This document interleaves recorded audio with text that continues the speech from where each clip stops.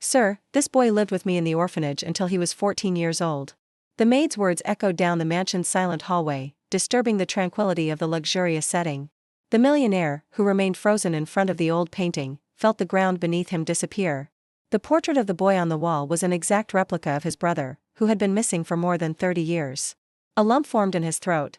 The boy in the portrait had the same innocent eyes, haircut, and sense of purity that he remembered from childhood. The maid trembled, attempting to hold back tears. "I knew him by the name Daniel, but he never mentioned his family." The millionaire, Arthur, approached slowly. The air felt heavier, as if the past had returned in the form of a vivid memory. Comment with the name of your city, like the video, and subscribe to the channel to see more emotional stories. Arthur Menezes was used to the silence of his own accomplishments. Heir to a real estate empire, he lived a life of contracts, business dinners, and loneliness that even the applause of success couldn't mask. But there was an old pain that no amount of money could cure: the kidnapping of his younger brother, Lucas, when he was 4 years old. The case had shaken the entire Menezes family. The father, an influential lawyer, and mother, a music teacher, did everything they could to locate the boy. Police deployed teams, helicopters, and sniffer dogs. Months of searching, promises, and false leads followed, but nothing. The kidnapping took place on a Sunday morning during a visit to Central Park. The family nanny became distracted for a few minutes, and the boy vanished among the trees. When Arthur, then 8 years old, learned the news, he vowed that one day he would bring his brother back. Years passed, and the tragedy became taboo in the family home. The mother became ill with grief, the father buried himself in work, and Arthur grew up carrying the burden of a promise he could never keep. The missing boy's photo remained on the piano in the living room, yellowed with age. Until the afternoon. Clara, the new maid, had only started working 2 weeks ago. A young woman from the countryside, quiet, polite, and always with a secretive expression. Arthur barely noticed her until he realized she was standing in front of his brother's old portrait. She was trembling, her eyes welling with tears, and murmuring something inaudible. "Is there something wrong?" he inquired curiously. Clara turned slowly, her face terrified. "Sir, this boy, he lived with me in the orphanage until he was 14. Arthur believed he had misheard. "What do you mean?" She took a deep breath. "His name was Daniel. He used to claim that he had been taken from a wealthy family, but no one believed him. They assumed it was a child's imagination. I grew up with him. He protected me." Arthur's heart started to race. "You're saying this boy, Daniel, is my brother?" Clara nodded, tears falling down her cheeks. "I never forgot that face." Arthur was stunned. It was impossible, or so it seemed. His brother had been missing for more than 30 years. And, if the boy really lived to be 14, why hadn't anyone found him? Clara told him everything she knew. Daniel was left at the São Vicente orphanage at age 6, brought by a social worker after his adoptive parents died in a car accident. According to the documents, Daniel was an orphan from birth, but in his innocence, he always described a house with a garden, a piano, and an older brother who referred to him as "my champion." He said that all the time, Clara remembered. Nobody believed him. "I did." Arthur asked her to give him every detail. Clara remembered Daniel as being very intelligent, talented at drawing, and occasionally crying when seeing news reports about missing children. He believed that one day he would be discovered. But at 14, after a fight at the orphanage, he fled. Nobody ever saw him again. Arthur walked up to the portrait. The painting was created months before the kidnapping, and the artist had perfectly captured Lucas' serene expression. Memories flooded back, the two of them playing ball in the garden, his brother's laughter, their mother's voice singing on the piano. He felt the weight of absence as if no time had passed. Determined to find out the truth, he hired a private investigator the next day and invited Clara to accompany him to the orphanage. The building still stood, but it was in poor condition. An elderly nun, Sister Madalena, greeted them warmly. When Arthur showed her the portrait, she became pale. "My God, little Daniel. Yes, I remember him. A sweet boy, obedient and always drawing."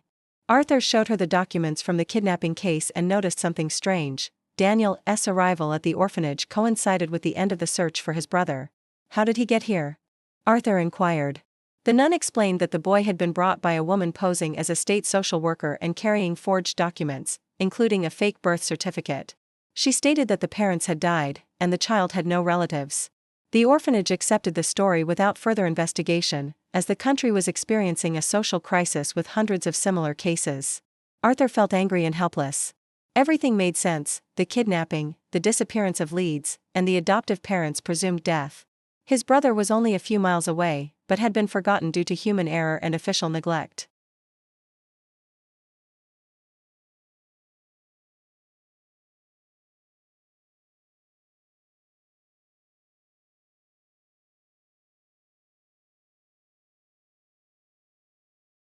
In the corner, written in a child's handwriting, were the words, "I am Lucas Menezes. One day, my brother will find me." Arthur couldn't contain his tears. Clara also cried. "He's always said that," she whispered. Back at the mansion, Arthur placed the drawing next to the portrait. The resemblance was undeniable. Only one thing remained, to discover what happened to Daniel after he escaped. He hired international investigators, went over old records, and cross-checked data on missing people.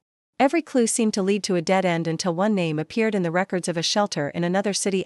Daniel Lucas Menezes admitted at the age of 17 after being discovered injured on the side of the road. Arthur traveled there and discovered that the boy had been hospitalized for 3 months before disappearing again. There was a blurred photo in the files, but the eyes were identical. Clara followed each step, deeply moved.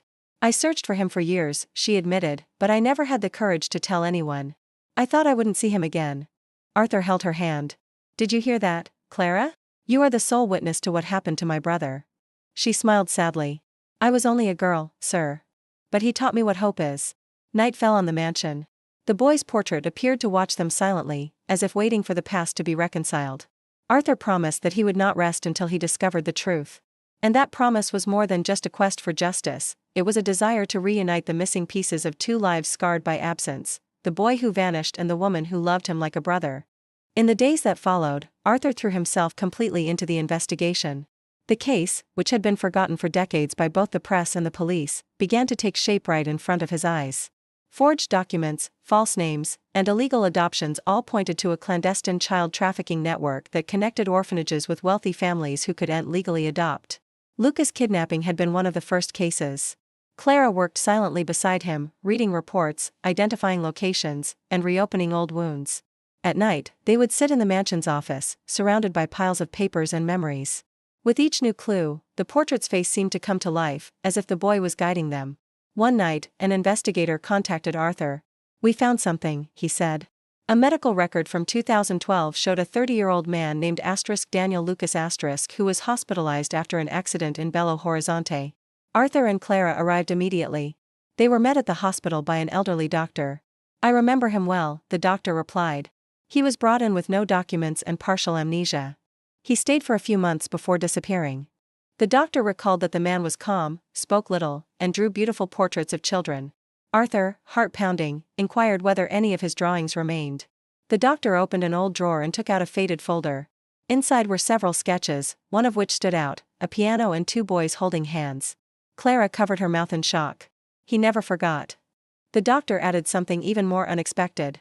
Before leaving, the man left an address to visit an old orphanage in São Vicente. After that, there was no more trace.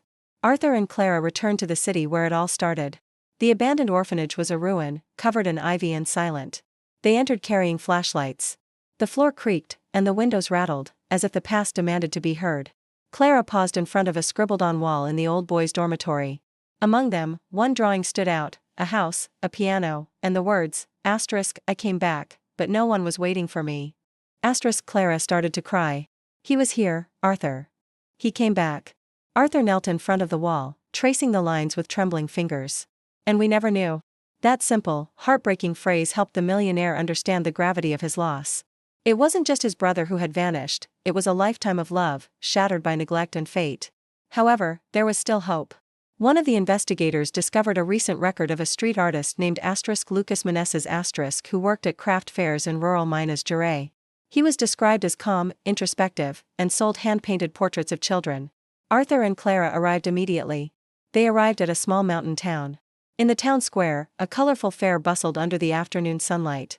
Clara noticed him first among the stalls, a man with a short beard and simple clothes, painting a portrait of a young girl with delicate brushstrokes. Something about his focused expression and serene posture felt painfully familiar. Clara approached slowly. "Daniel." He looked up. For a brief moment, the world seemed to stop. His expression shifted from surprise to confusion, and then emotion. "I know you," he replied hesitantly. "From the orphanage?" "Clara." She started to cry. "Yes, it's you." Arthur approached, heart pounding. "Lucas," he spoke softly. The man turned pale. "Lucas," he repeated, puzzled. Arthur removed the old drawing from his pocket. "You made it. That was how you remembered us." Daniel's eyes filled with tears. He took the drawing in his trembling hands and burst into tears, as if something deep within him had been unlocked. "I used to dream of that house, that piano, of a brother who promised to find me. Arthur hugged him tight. I never gave up on you. People at the fair stopped to watch, baffled by two grown men embracing as if attempting to reclaim an entire stolen life. Clara wept and smiled. It was as if time had finally reversed what fate had done. In the days that followed, Lucas underwent medical tests and therapy. Doctors confirmed that his violent childhood and near-fatal accident had left him with trauma and memory blocks. But his memories gradually returned, including the scent of the piano, the garden, and his mother's face. Back at the mansion, Lucas strolled through the halls as if in a dream. He paused in front of the portrait that had lingered in his memory. Looking at Clara and Arthur, he said softly, I thought you had forgotten me. Arthur smiled through tears. Never. I've looked for you my entire life. Clara, moved, continued, he waited for you in every sketch, every memory. Lucas started living in the mansion, surrounded by care. The nights were long, but the conversations seemed to help heal old wounds. Clara served as a liaison between the two brothers, recalling lost childhood memories and orphanage experiences. One day, while opening an old box of letters, Arthur discovered a faded note their mother had written before she died. If destiny ever brings Lucas back, tell him the piano still waits for him, that love never forgets. Arthur showed his brother the letter, and he smiled through tears. Do you remember how Mom would always play Chopin? Arthur nodded. I remember.